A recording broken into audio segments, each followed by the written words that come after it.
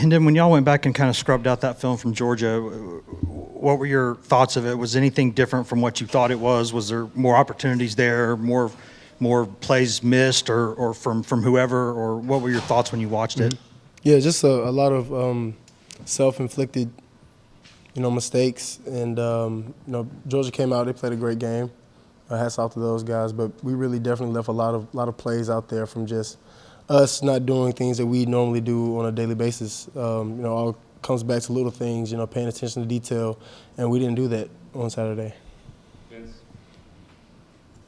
And then Jalen had mentioned in the post game that at times they couldn't hear your snap count. How do you guys fix that, adjust that, or tweak it to where that miscommunication won't be as an issue moving forward? I mean, that starts with just, minor details, looking at the ball. It shouldn't be going off of my snap count. It should be going off of the movement of the ball. The environment that we play in shouldn't affect how we play from a mental standpoint or a physical standpoint. From what's going on around us and off the field, it shouldn't affect what we have going on the field. We should play one play at a time and, play confident and through how we're taught, through our technique. And, moving forward, just playing confident. I feel like we didn't really have too much confidence out there due to, prior drives at the beginning of the game. Wasn't going the way we wanted it to, but we have to continue to push through that. I know you talk a lot about humility and how you approach the game, but also confidence is so much a part of this team and this offense. How do you balance humility and confidence now after a loss? Mm-hmm. Yeah, it's the same way, just bouncing back. It's a learning process. That's something that I communicated to the offense, before the game was even over. Like, we'll learn from this and we'll bounce back. But, moving forward, just wanted to, continue to encourage guys, as I do on a daily basis, to get in here, get extra work in as a normal week. We can't feel sorry for ourselves. We didn't play well and we didn't have the outcome that we wanted. That's part of the game. Sometimes it won't go your way, but, you can prevent that, moving forward. So just continuing to encourage my teammates to take it one day at a time, one rep at a time, and give 100% for their brothers to the left and to the right of them. Yeah, Hendon, you kind of spoke on it right there, the snap and clear mentality, some ways to go about that this week. And how important is it just to come out and play your game against Missouri to try to get back on track? Mm-hmm. Yeah, it's very important. It's huge to us that we come out and get back, into how we play, and that's real fast and having fun out there as well. So, getting back to the basics and dialing in on those little details so that we can prevent them moving forward. And I'm going to ask you the same question that I asked Latrell just a few minutes ago. When you got away from Georgia and you got out of there and you got back home, there were some surprises in college football. There were some other things that happened. Were there conversations that were had when you talked to each other and you say, guys, we're still in this thing. We've got to put this behind us and move on. Were there any of those conversations at all? Yeah, like I said, it was a learning process. That's what I wanted to communicate to not just the offense but the rest of the team. That was the overall message after the game, that we'll move on from this. And, any Saturday, it could be anybody's day. So, you can't take anyone for granted. That's why we prepare the way we prepare and go out there and want to compete at a high level, taking care of our business off the field and on the field, and just, doing the right things in preparation so that we can execute how we want to execute and, in the end, get a win at the end of the day. It looked like at sometimes maybe you held on to the ball a little too long. Once you had a chance to kind of look back through everything, how would you assess your personal performance? Mm-hmm. And then how are you recovering today? Are you sore? What is that process like? Mm-hmm.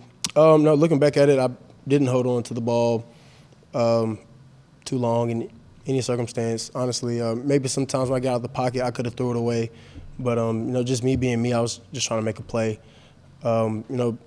Game of football, you'll have bumps and bruises and soreness. So, yeah, I'm sore. It's Monday, so we want to come in on Monday and get a nice shakeout, get the blood flowing, and get back into the groove so Tuesday we can hit the ground running.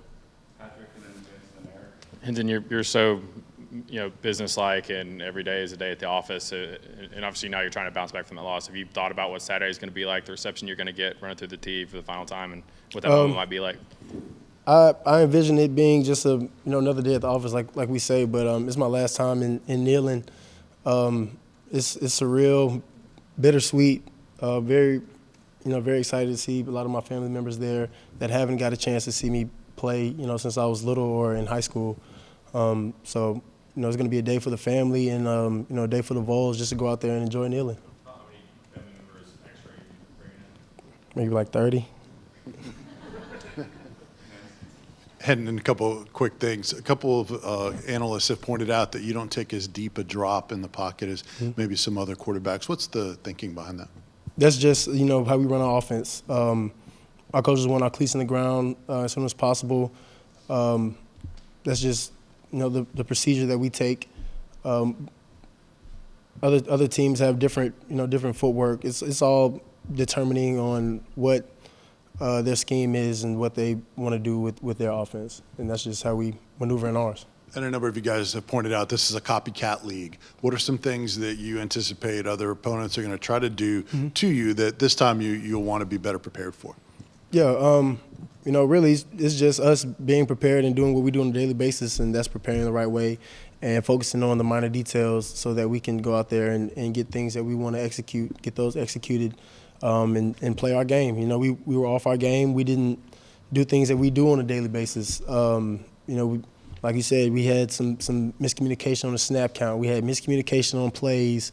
We had false starts. A lot of things that we need to eliminate out of our game that hurt us. There was nothing like those pre-snap penalties, and nothing that Georgia did. That was all on us, just not being locked in. On a couple key plays we could have made that, we didn't. So. Yep. Hendon, what have you seen from Missouri's defense and some of the things they do well? Mm-hmm. They're incredibly, incredibly physical up on the line of scrimmage. Linebackers read really well. Their safety is incredible, good size and can move really well. DBs on the outside play really aggressive and scrappy and play hard. So looking to go out there and compete at a high level on Saturday and get back into our game. And then when you leave here, you're going to leave a legacy if this program continues to stay where it is. If you were the guy that turned it around and took it to that level, when you leave here and you look back, what are your thoughts of what the sustainability keys are going to be for this program to get where you've gotten it? Mm-hmm. Just continue to be coachable. Listen to your position coach. Listen to Coach Hype. Listen to the older guys that have been in the program these past couple of years that have seen the change in culture. And it's a lot of young guys in the facility that have the opportunity to step up and voice their opinions as leaders. We've got a lot of young leaders and a lot of young playmakers that I'm eager to see out there on the field. And I know we have a lot of great recruits coming in as well. So just excited to see this program continue to elevate and be at that top stage of college football. And you've played football a while for a young guy, and I'm sure you've had games where an opponent's just put it on you for whatever reason. And I guess that's the position Missouri's in right now this week, because y'all went down there last year and just kind of put it on them.